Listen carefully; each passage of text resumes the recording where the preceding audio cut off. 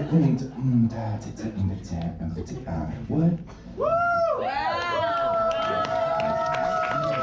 I didn't have a lot of friends growing up, guys. I had one friend who threw a lot of parties. He was my neighbor, and he would never invite me to those parties. But he couldn't stop me from looking in the windows. I learned a lot. I learned a lot about how to be a human from him. This guy knows more than me about what it means to be a human.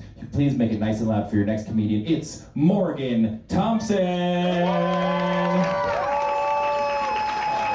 Hell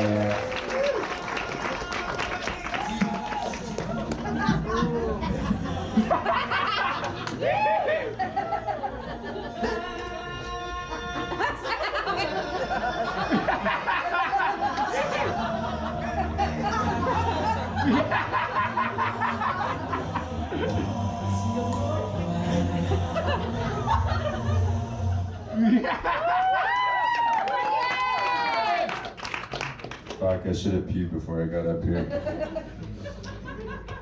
I just moved back to Bozeman from Sedona recently. Sedona, Arizona. It's a very spiritual place, beautiful Red Rock Mountains, if you're not familiar. A lot of very spiritual people there, kind of woo-woo, a lot like Livingston actually. I actually met this one woman there. She would visit this juniper tree outside of my house, and she would bring a jar of her menstrual blood as an offering in exchange for its berries. And some of you might find that strange, but I think it's sad that our modern society, we've become so detached from nature that kind of behavior might be seen as weird.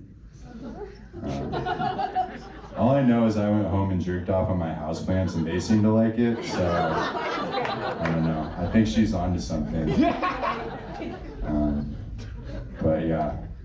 I noticed something about really spiritual women is they seem to love to talk about their menstrual cycle, especially in front of men. And I think it's just this fun little test that they do to see how much space the divine masculine can hold.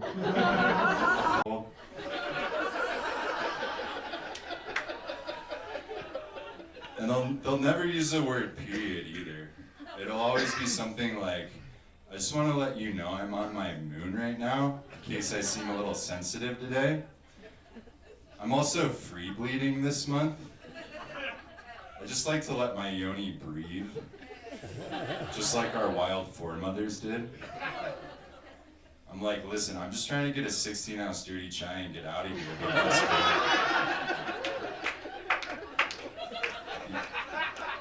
You know, I'm an evolved, compassionate man. I can hold the space for that.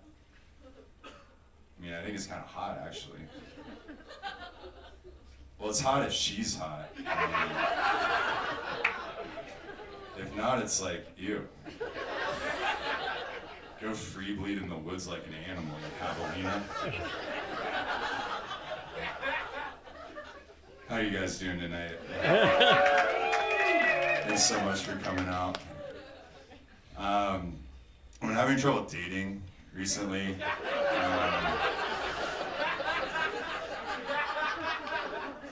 I think it's because there's this quirky little thing that I sometimes do in relationships where I pretend like I don't have serious substance abuse and mental health issues. There will be signs though. Like when I leave for a 7 a.m. tea time with the boys and get home in an Uber 14 hours later. Sorry babe, golf takes a long time, I don't know what to tell you. Or when she asks me what my plans are for the weekend and I tell her that during my ketamine ceremony last night, the aliens told me that if I wanted to meet them in person, I should drive to the top of a mountain with no cell service and to bring ketamine with me because it's really expensive where they're from. And if I'm not back in 2 days, just assume I've been taken to reptilian space prison for achieving 9-dimensional consciousness and seeing through the 4D matrix that the intergalactic cabal has projected upon our consciousness to feed upon our energy and keep us enslaved.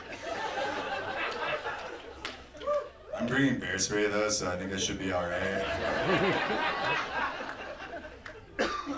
I did discover you can actually do drugs with impunity these days, though, as long as you just call it a retreat or a ceremony. That doesn't always work, though. Like, you know, it's fine if she goes to Costa Rica for an ayahuasca retreat with the girls, but if I want to take a retreat to Las Vegas with the boys for a cocaine and tequila ceremony, and imbibe the Holy Sacrament through a $100 bill off a stripper's tits, all of a sudden there's an issue. I don't know. I did get out of a relationship recently. It was really eye-opening for me. You know, she was into some like really kinky BDSM stuff that I wasn't super familiar with at the time. And as we established before, I'm an evolved and sensitive individual. So I wasn't sure if I could handle it, but you know, I started doing some research and watching some podcasts on just the real magic that could be experienced by playing with the sacred feminine, masculine energies, dominant and submissive roles. So I said, why not give it a shot, you know? So we're laying in bed one night and it looks like we're about to have sex. And she turns to me and she goes, you know what, babe? I think it'd be really hot if you disrespected me in bed tonight. So I looked deep into her eyes and I said, shut up, cunt. And I turned over and went to sleep.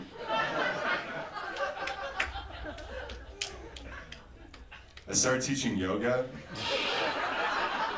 recently. I did my yoga training in Bozeman. It was really cool. One of the cool things about it was how diverse it was.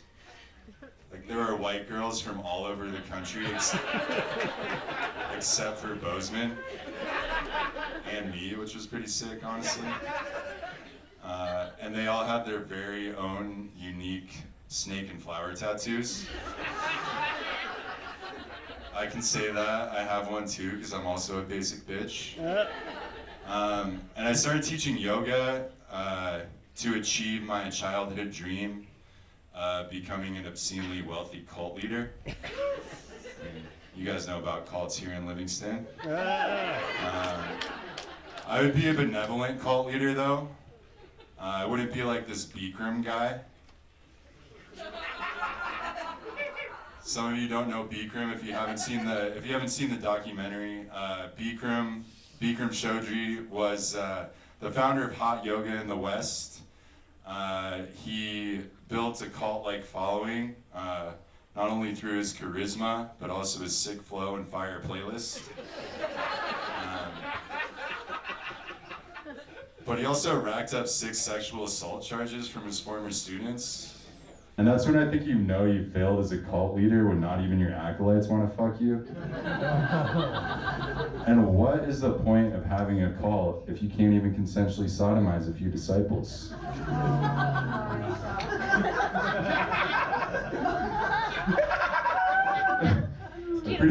I'm pretty sure that's what Jesus meant when he said love thy neighbor, and he was arguably the goat of cult leaders. Any fly fishermen in here tonight? And move on from that? Alright. Y'all are a bunch of fucking sadists, I just want you to know that. You know, don't get me wrong, I've fly fished my whole life. But it's pretty fucked up pursuit if you think about it. Like, way more fucked up than hunting. Like, in hunting, you're trying to kill the animal as quickly and humanely as possible, usually for food. Fly fishing, you start by embarrassing the poor thing, usually in front of his friends. Then once you got him on the line, you're like, gotcha, bitch, now fight for your life. And you don't want him to come in as quickly as possible. You want him to struggle as hard as he possibly can for your entertainment. And then once you get him to the net, you take him up out of his natural element, snap a few pics for the Tinder profile, release him back into the water breathless and traumatized. And then you repeat the process.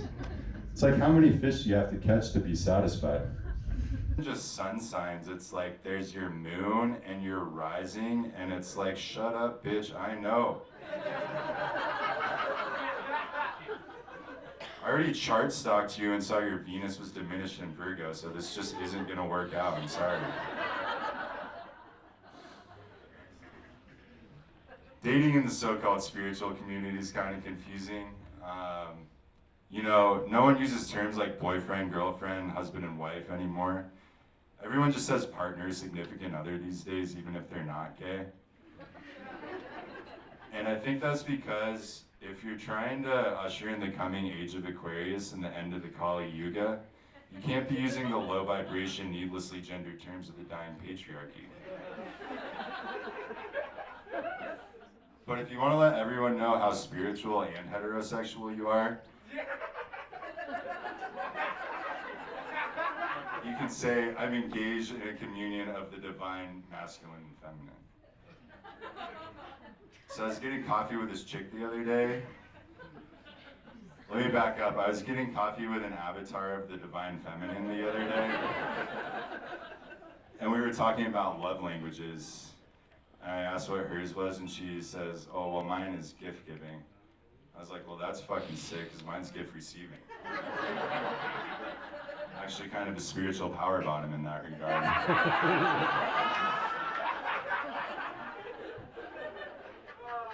And yeah, at this coffee shop, like most around here, there were all these posters advertising all sorts of spiritual retreats and events. And I noticed they were mostly geared towards women and called something like Period Moon Ecstatic Drum Circle.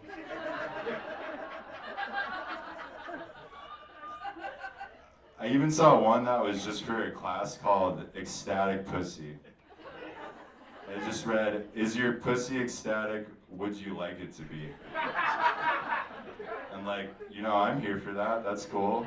But I was wondering, why aren't there more events like this geared towards men? And I think that's because no matter how enlightened a guy thinks he is, you're just not gonna get a lot of takers on the Cheerful Cox Yoga Retreat. I mean, I would go, but I don't know. I did go to actually a legitimate men's retreat last year. It was honestly really powerful.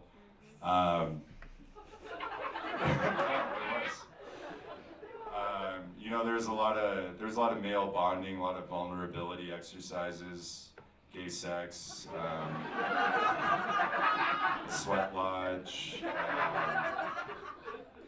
We even had a mushroom ceremony at the end, and that was really powerful. And I'm sitting there and I'm deep in this ceremony, deep in the process, and this insight comes to me like a lightning bolt from God. And I realized, like, this is not just a men's retreat. This is a men's advance. That's stupid. Retreats are for women and cowards.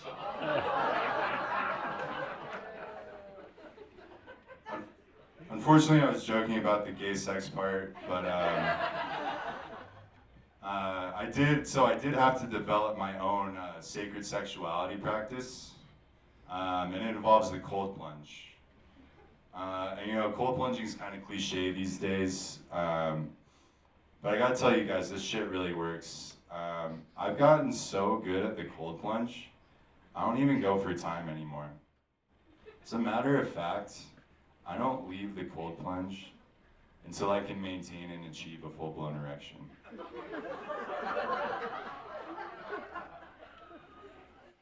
And I gotta tell you, the feeling of manifestation and abundance energy, when I emerge from that cold plunge at full mast, I feel like the whole world is my oyster, and I plan to fuck it. Thank you very much.